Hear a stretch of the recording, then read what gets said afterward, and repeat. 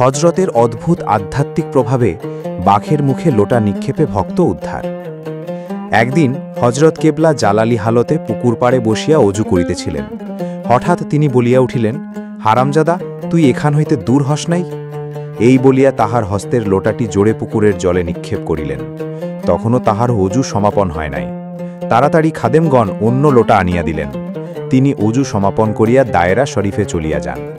এদিকে হজরত পুকুরে লোটা ফেলিয়া দিয়েছেন দেখিয়া খাদেমগণ পুকুরে নামিয়া লোটা তালাশ করিতে লাগিলেন।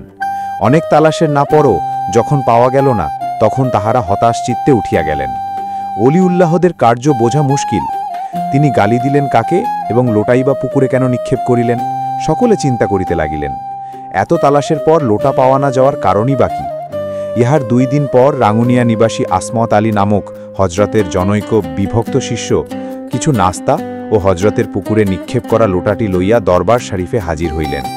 তিনি হজরতের খেদমতে যাইয়া লোটা ও নাস্তাগুলি সামনে রাখিলেন এবং কদমবুচি করিয়া অনেকক্ষণ যাবৎ হজরতের কাছে দাঁড়াইয়া কাঁদিতে লাগিলেন।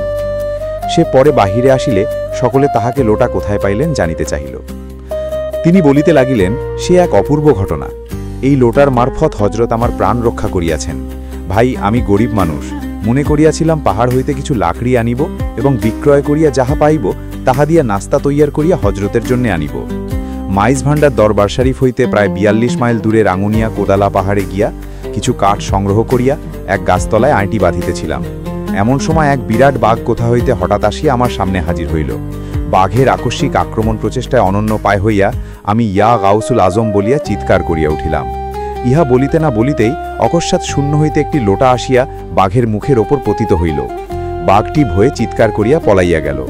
আমি অপ্রত্যাশিতভাবে ব্যাঘ্রের কবল হইতে রক্ষা পাইলাম এবং লোটাটি হাতে লইয়া দেখিলাম ইহা হজরতের লোটা।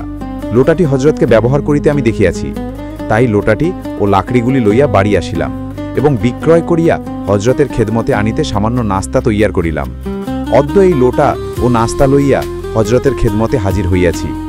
আমাকে হজরত অসীম দয়া করিয়া তাহার বেলায়তি ক্ষমতায় নরখাদকের কবল হইতে রক্ষা করিয়াছেন, না হয়তো আমার উপায় ছিল না।